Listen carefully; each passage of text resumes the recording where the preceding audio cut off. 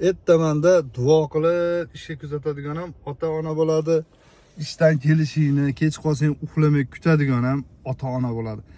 Hozir ko'p yoshlarga bu maslahat qadriga yetinglar, borida qadriga yetinglar.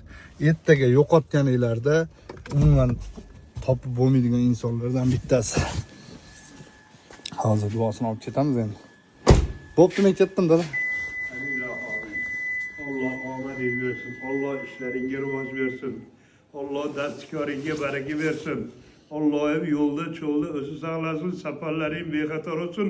Allah'ın panohida bo'lgin. Allohu akbar. Ana endi Yaxshi borib keling. endi ishlar yaxshi bo'ladi endi. Ilohim, ilohim. Men pulim bor ekan 500 so'm, menga 5000 ga Otabankka.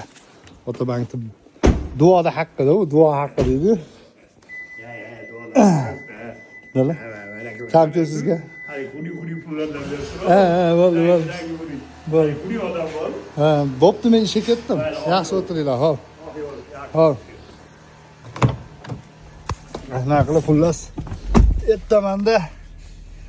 Ertamanda shunaqa qilib bitta yengil duo olsanglar. Xo'p, mana qilib kuzatib qo'yadigan otangni. Mana shunaqa qilib ota-onani borida xursand qilsanglar, gap pulda emas. Misol pul uchun duo qilmaydi, otangni xufiyona duo qiladi bolani haqqiga. Pul bersa, bermasa, qayerda bo'lsa ham. Lekin bormi imkoniyatingiz? Bugun bormi imkoniyatingiz? Bugun foydalaning. Otangizga ikkita somsa berishga qurbingiz yetadimi? Qiling. Qachon pul topganimda qilaman demang. Pul topgan paytingiz bular yo'q bo'lishi mumkin. Shuning uchun borida qanaqa imkoniyatingiz bor, shu imkoniyatingizga yarasha qiling. Otangni hech qachon nima deydi, haligi boshqa insonlarga kam muomala qilsangiz, o'shunga qarab muomala qiladi. Otangni unaqa emas. Otangni borida libonxonasiga boringizga shukr qiladigan, yo'g'ingizga sabr qiladigan otangni bo'ladi.